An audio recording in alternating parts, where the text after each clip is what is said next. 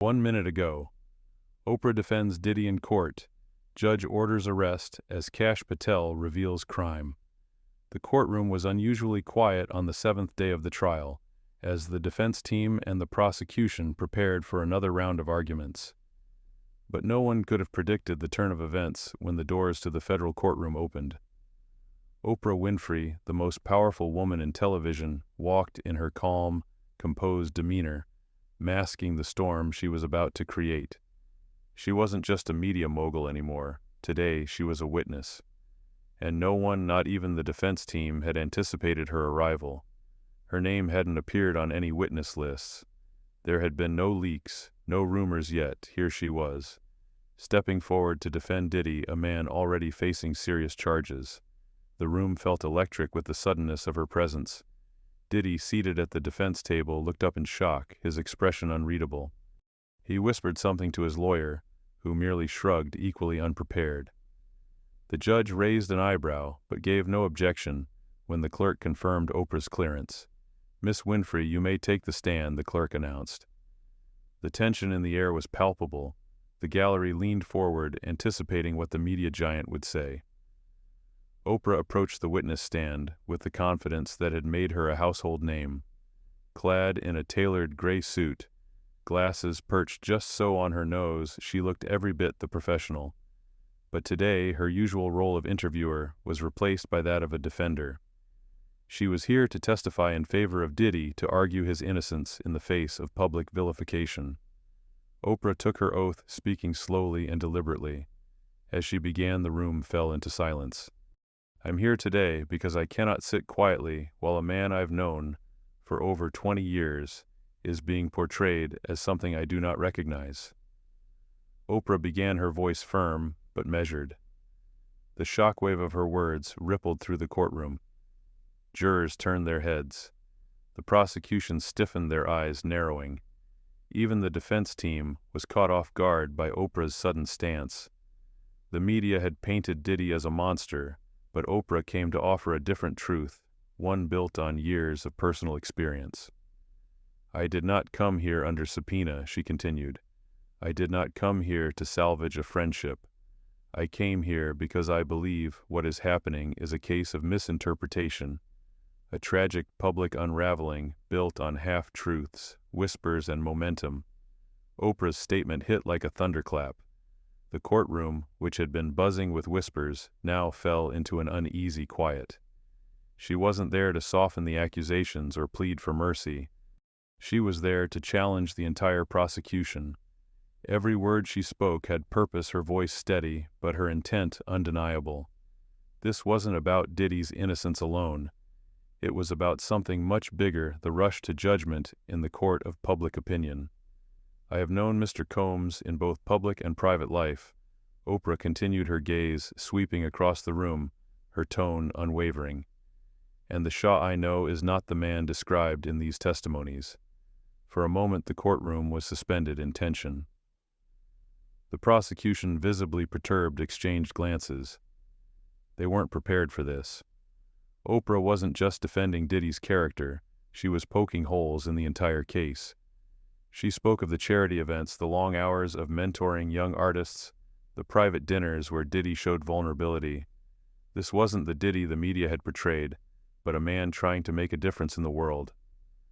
The defense team, though somewhat taken aback, began to see an opportunity. Oprah was more than just a witness. She was an ally, a voice with immense influence. Her words carried weight, and they were ready to make the most of it. But the prosecution wasn't ready to back down either. They knew that Oprah's words, though powerful, could be just another manipulation in the media frenzy. So they asked the tough questions, challenging Oprah's recollections, and suggesting that her emotional connection to Diddy was clouding her judgment. The courtroom grew tense as Oprah replied with grace but firm conviction. "I have hosted survivors. I've walked beside them," Oprah said. "I know their stories. And I also know when stories don't align with the man I've seen up close." She leaned forward slightly, making eye contact with the jury. "What I'm asking this court to do is not ignore pain, but to separate it from presumption. Then came a line that would spark a firestorm outside the courtroom. "We are building a monster in real time," Oprah said, her voice clear, ringing in the ears of everyone present. "And I'm here to say, be very careful, because once we turn a man into a monster, it becomes very hard to ever see him as human again." Oprah's bold statement immediately caught fire across social media. Twitter, Facebook, and news outlets exploded with reactions both in support and in outrage. Some hailed Oprah as a champion of justice, a voice of reason in a sea of sensationalism. Others condemned her for defending someone they believed to be guilty of the very crimes he was accused of. The tension in the room was palpable as Oprah continued unfazed. She was calm, collected, and prepared to tear apart the prosecution's case. Instead of offering generalized defense, Oprah came armed with a binder of notes. She was prepared to challenge every key detail the prosecution had presented so far. She started with the 2010 Las Vegas incident, a key piece of evidence in the case.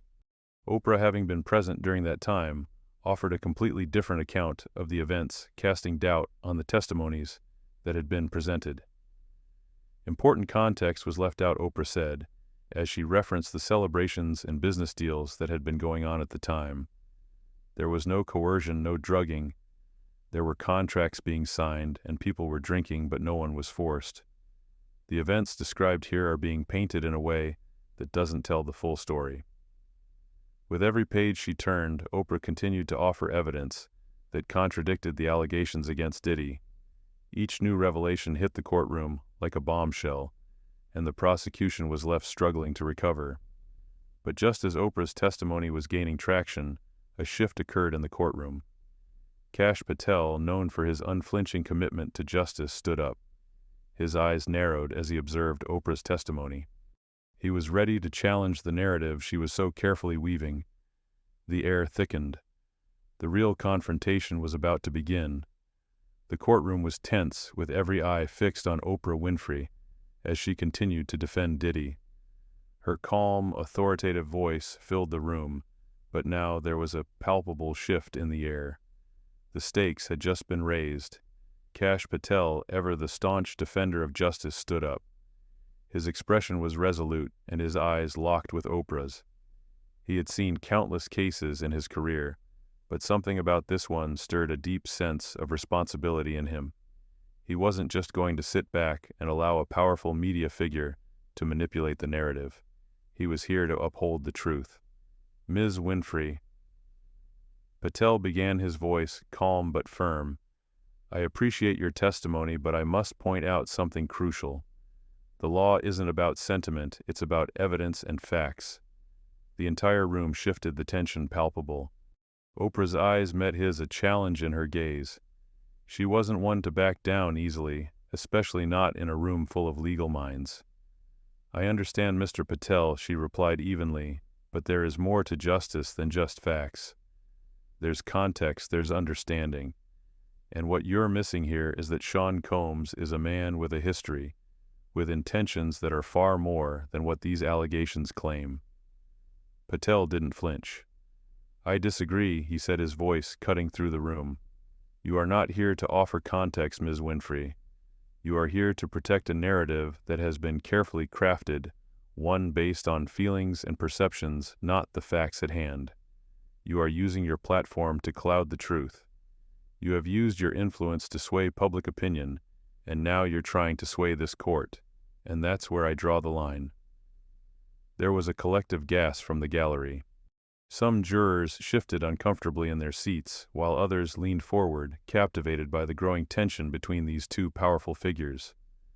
Oprah's face remained composed, but her jaw tightened. She wasn't used to being called out like this, especially in a courtroom. But she wasn't going to back down now.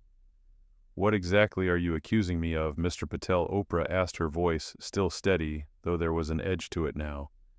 "Because I'm here because I believe in the truth. I'm here because I've known this man for over 20 years. I've seen his character. I know what he's capable of, and I'm not going to sit here and let the world paint him as a monster without challenge." Patel leaned forward. "What you're doing here is dangerous. You're defending him based on your personal experiences, not the evidence presented in this court. You're undermining the very legal system that's supposed to protect the truth. You're helping to create a monster, but not the one you think. You're creating a narrative that's so powerful it overrides any chance of a fair trial. The prosecution looked on, unsure of how to intervene. They had planned their case meticulously, but this sudden clash between two media titans was completely unexpected. Oprah's defense was already powerful enough on its own, but now with Patel challenging her so directly, the entire dynamic of the trial had shifted.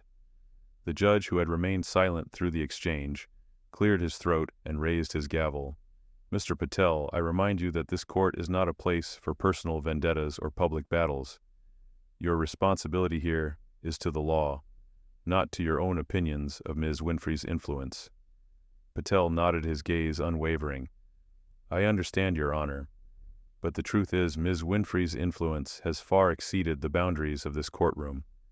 Her words have shaped public opinion in a way that has created a narrative of guilt without evidence." Oprah's face flickered with irritation, but she quickly masked it. "I'm not shaping a narrative, Mr. Patel. I'm stating facts. My testimony isn't just based on friendship, it's based on years of observation. If you want to discredit me, fine, but I won't stand here and let you undermine my integrity." Patel wasn't backing down. "I'm not here to discredit you, Oprah," he said, his voice growing colder. "I'm here to remind this court of the legal responsibility we have to separate emotion from law. We cannot allow this trial to become a spectacle where media figures manipulate the story and truth gets lost in the noise." Oprah's gaze hardened. "And I'm here to ensure that truth isn't silenced by the media frenzy. I'm here to tell this court that what's happening here goes beyond legal proceedings. This is about a man being destroyed by public opinion. It's about a system that rushes to judgment before a verdict is even reached." Before Patel could respond, the judge intervened again. "Enough," he said, his voice firm, but not unkind. "This is a courtroom, not a media platform. We will return to the facts of the case. Mr. Patel, please stick to the evidence." Patel nodded, but his words weren't finished. "With all due respect, Your Honor, the evidence here is clear. Ms. Winfrey may have her own perspective, but that doesn't change the facts. And the facts are that this trial isn't about how much we feel for the defendant. It's about whether he's guilty of the charges against him." The judge gave a slight nod, signaling that Patel could proceed. But as he prepared to continue, Oprah didn't let the moment slip by. "You're right, Mr. Patel," Oprah said with a measured smile. "But remember, the truth isn't always as simple as the facts laid out in front of us. Sometimes the real truth is about understanding the people behind the headlines." Patel's response was sharp and precise. "The real truth is that justice is about facts, not feelings. And if we allow emotions to dictate the course of this trial, we risk turning the pursuit of justice into just another show." The air in the courtroom was thick with tension. The clash between Oprah and Patel wasn't just ideological, it was a battle for control of the narrative in a case that had already captivated the nation. Every word exchanged between them felt like it carried weight beyond the courtroom walls. But as the argument simmered down, one thing was clear. Oprah Winfrey's defense of Diddy was no longer just about protecting him. It had become a battleground for the very principles of justice. And Kash Patel wasn't about to let that go uncontested. The next phase of the trial was about to get even more complicated. As Patel prepared to present the evidence, he knew the stakes were higher than ever, not just for Diddy but for the entire legal system. Oprah had sparked a firestorm, and now it was up to Patel to extinguish it with cold, hard facts. The tension in the courtroom continued to build as Kash Patel stood ready to shift the momentum of the trial. Oprah Winfrey had done her best to paint Diddy as the victim of a media-driven witch hunt, but Patel wasn't about to let the narrative go uncontested. This was more than a defense of one man, it was a fight to protect the integrity of the legal process itself. Patel reached into his folder, pulling out a series of documents and photographs. He laid them on the table in front of him, each one carefully organized. "The case being presented here, Your Honor, is based on emotion, not facts. It's not about what the law says, It's about what people believe they know from the media. Oprah's face hardened as she listened to Patel's calm, authoritative voice. She had expected him to challenge her, but the coldness of his delivery caught her off guard. He wasn't just attacking her defense of Diddy, he was attacking the entire media-driven culture that had allowed these accusations to take on a life of their own. Patel took a moment before continuing, his voice steady. "I'm not here to discredit Ms. Winfrey or her relationship with Mr. Combs, but I'm here to present the facts that have been overlooked, the facts that the media has ignored in favor of sensationalism." The judge nodded, signaling Patel to proceed. Oprah's defense had been based on the narrative she had crafted, but now Patel was going to dissect it piece by piece. "Let's start with the 2010 Las Vegas incident," Patel said, flipping open the first page of his binder. He placed the photograph of the Las Vegas hotel suite on the stand for the jury to see. Ms. Winfrey mentioned that she was present that night, but let's be clear. What she didn't mention was the fact that there were multiple people in that room, people who have since come forward with a very different account of events.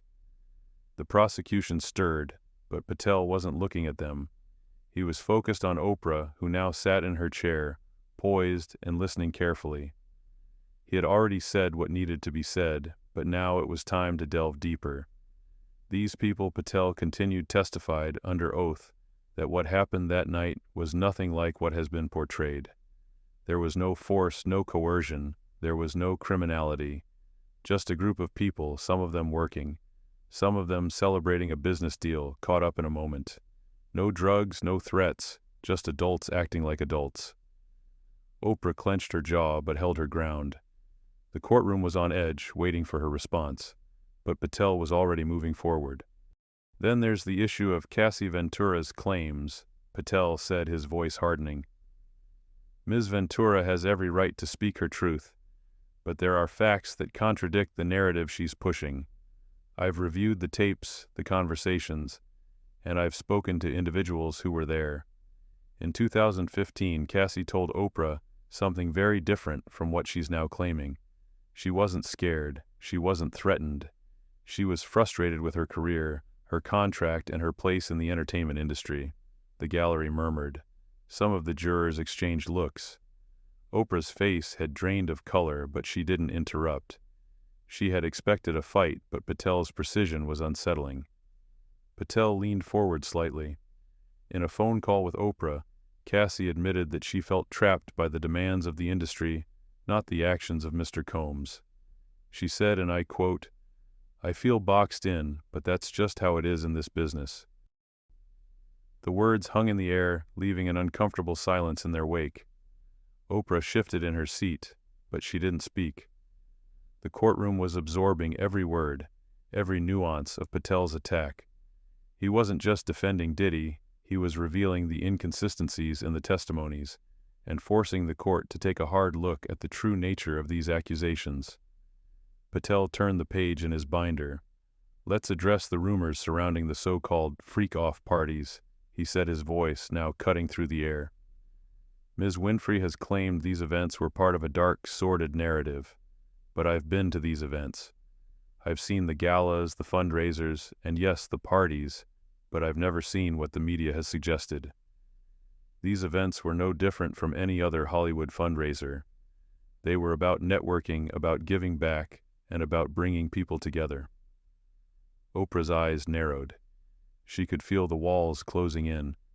"That's not what people are saying," she retorted, her voice calm, but her fingers gripping the edge of the witness stand. Patel ignored her attempt to redirect. "The media has built a false narrative. These stories don't come from truth. They come from speculation and exaggeration, and now you're allowing this court to entertain those very stories. You're playing into a media narrative that treats speculation as fact, and the results are dangerous." Oprah's face flushed. She had been a media mogul for years, but now Patel was accusing her of feeding into a media frenzy she had often been accused of manipulating. She opened her mouth to respond, but Patel cut her off. "I'm not here to pretend that Diddy is perfect," Patel said, his tone lowering but gaining strength. "He's flawed. He has an ego, but he is not a monster. He is not guilty of the crimes he's been accused of, and I will not allow this trial to become another piece of sensationalized tabloid fodder. Oprah clenched her fists, but the reality of Patel's argument was sinking in. This was no longer about defending a friend. It was about whether the media and public opinion could be allowed to dictate justice. Oprah had underestimated Patel's resolve, and now her own credibility was under attack. Ms. Winfrey, Patel said, his voice growing firmer, "You've built an empire on telling stories, but sometimes the stories you tell aren't the whole truth, and it's time for this court to hear the facts, all the facts." The courtroom sat in stunned silence. The moment was charged, and everyone present knew this was the turning point in the trial. The defense had been waiting for their opportunity, and now Kash Patel had made his move. Oprah's face was hard, her eyes unwavering, but deep down she knew the battle was far from over. Patel had just opened a door, and the truth, for better or worse, was about to come spilling through. Oprah sat in stunned silence as Patel continued to expose the cracks in the prosecution's case. The courtroom, which had been tense from the start, was now electric with anticipation. Every word Patel spoke carried weight, and it was clear that this wasn't just a trial for Diddy, it was a battle for the very principles of justice itself. Patel's voice grew louder, more determined. "We can't let this trial be dictated by the noise outside these walls. The media circus, the social media hashtags, the internet memes, they all have a stake in this. But we are not here to serve the narrative that's already been created. We are here to serve the truth, the facts." The gallery was still hanging on every word. Even Oprah's usual composure had slipped slightly. Her fingers trembled on the witness stand, betraying her calm demeanor. Patel's gaze never wavered. "You've made a powerful case for how you've known Mr. Combs, how you've seen his heart and his actions. But the reality is that we are here because a man is being accused of crimes that cannot be substantiated by the facts. We've seen the testimonies, but where is the hard evidence? Where is the proof of these so-called underground bunkers or human trafficking rings? They are fabrications." Oprah's chest tightened as the weight of Patel's words settled in. She had spent years navigating Hollywood's spotlight, shaping narratives, and defending her truth. But now she was in a courtroom where every claim was under scrutiny, and Patel wasn't letting her off easy. "I'm not here to dismiss the pain or the experiences of anyone involved," Patel continued, "but I am here to remind this court that pain and trauma do not equate to guilt. We must separate the emotions from the facts." There was a long pause, and Oprah glanced at the judge, hoping for some sort of intervention. But the judge remained silent, allowing Patel to continue his attack. "This is not about revenge," Patel said, his voice resolute. "It's not about making someone pay for their mistakes based on public opinion. It's about applying the law without bias, without distortion. Mr. Combs deserves a fair trial, one based on facts, not on the stories we've heard outside this courtroom." The room was dead silent now, the tension suffocating. Patel's words had created a shift in the atmosphere, leaving everyone in the room to consider the uncomfortable truth he had laid bare. Oprah's expression softened the weight of her defense, crumbling under the pressure of his logic. The fight for justice was far from over, but Patel had made one thing clear in this trial: facts would prevail over fiction. The truth would out, no matter how hard some tried to bury it. The courtroom had reached a pivotal moment. Oprah Winfrey, once the voice of reason and defense for Diddy, now found herself on the back foot. The atmosphere was thick with tension as Kash Patel stood his ground, laying bare the inconsistencies in the case that had been constructed against Diddy.